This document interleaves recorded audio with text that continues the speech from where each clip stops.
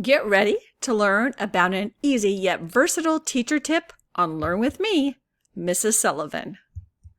I'll show you how to use student numbers to create smooth and orderly transitions, improve safety procedures, simple, effective planning for small group instruction, easy, streamlined record keeping, and efficient organizational systems, as well as helping students improve their accountability, attentiveness, and participation, develop organizational skills, and guide students towards better behavioral choices. All this with student numbers. Stay till the end for 2 additional bonus tips. Tip 1, grouping students. Student numbers help quickly create groups. Dividing into 2 groups, odd and even number students, so easy. Make trios, quads, or partners by counting off 2s, 3s, or 4s to create specific size groups. Calling out numbers instead of names is so much faster. Numbers 1, 2, 3, 4 start at station A. Numbers 5, 6, 7, 8, station B. Tip 2, transitions. Student numbers make transitions and lineup times organized and educational. They control transitions by moving only a few students at a time, and students must be attentive to each statement so they know when it is their turn to move. For example, if your student number has a 4 in the ones place, line up. Student numbers 6 through 11 line up. Line up if your student number is greater than 16. Line up if your student number is even. Tip 3, use student numbers to ensure equity. Equity sticks, turn takers, fairness sticks, whatever you want to call them, are a great classroom management tool. A single cup divided in half or 2 different cups is an easy method for student accountability and equity. And it can even be free if you save your popsicle sticks. Tip 4, improving your safety procedures. Student numbers make emergency procedures easier. Calling out numbers is the fastest way to know if you have all students accounted for. You can even train students to line up in number order once they reach the meeting point. Keep a numbered class list in your emergency supplies. It's easy for substitute teachers as well as yourself during drills and actual emergencies.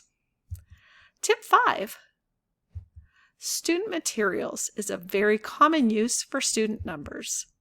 Whether you use partner supplies or individual supplies, student numbers support accountability so we know who it belongs to.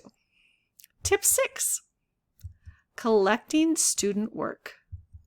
Student numbers on papers maximizes efficiency.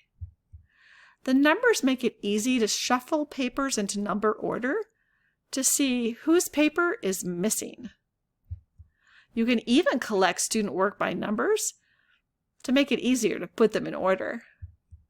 Always having papers organized by student numbers facilitates rapid recording of grades and all other record keeping. Tip 7, it helps you to save work samples for open house, conferences, portfolios. Using student numbers on any materials that are going to be reused after year. And write the numbers with a permanent marker, write the names in pencil so you can erase them later and reuse them next year. Tip 8, record keeping.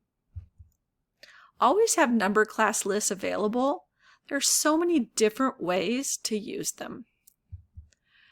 This format is great for anecdotal notes for planning and report cards.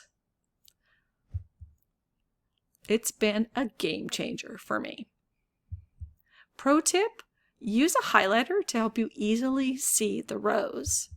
If you're making a grid, you can also highlight the columns. I use a check plus minus basic key. Some people like to think of it as letter grades A, B, C.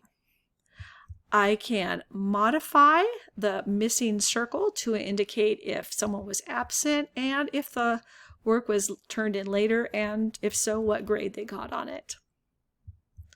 I find it much easier to spot trends at a glance using this system rather than a numerical system.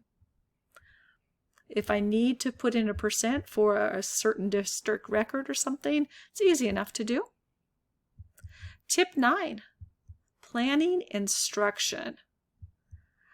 Use a student list to record data about a very specific standard or skill. Identify the student skill levels and color coding for your targeted small group instruction. The list being color coded is going to simplify pulling those groups, and having this list is a great place to take notes during the lesson so you know exactly what students need for the next lesson. Continue using the class lists for progress monitoring, and remember that students can attend more than one instructional group. This progress monitoring helps to plan instruction, but also to prepare for report cards by providing a clear picture of the standards mastered and skills gained. Tip 10, behavior management. I use student numbers in conjunction with the concept of bucket filling to encourage self-monitoring of behavior. I write the student numbers on the board to use sort of assertive discipline style. Circling numbers for positive behavior, writing a W for warnings, and translating these into stamps on their bucket card. When the bucket card is full, they get to go to the prize box. Every third prize box is lunch with teacher, where we eat together and just enjoy visiting. Using a class list to record the date that students achieved a full reward card and visited the prize box is a super simple way to monitor behavior over time. Tip 11. A class list helps to prepare for substitute teachers by easily sharing important information. Also, leave one list next to the equity sticks for the substitute and one list for a behavior report, encouraging them to leave very short behavior notes. Tip 12, making a contact log. You're going to want to have a way to record the contacts you've made, and particularly we all try to do a positive contact that first week of school, and this is a great place to record that. It's time for bonus tip 1. Pre-make some basic notes and save any new notes you make as well. And I use just some dashes to keep a space where I'm going to insert the name. And it's so much easier to modify than to start from scratch. Here's my contact log again.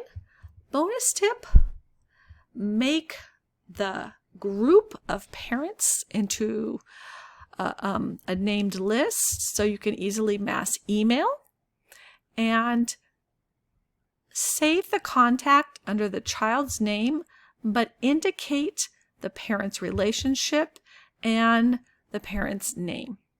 And remember to always use BCC when you're sending group emails to parents. Check out my channel for lessons for student instruction and more teacher tips. And as always, thanks for watching Learn with me, Mrs. Sullivan. Please like and subscribe.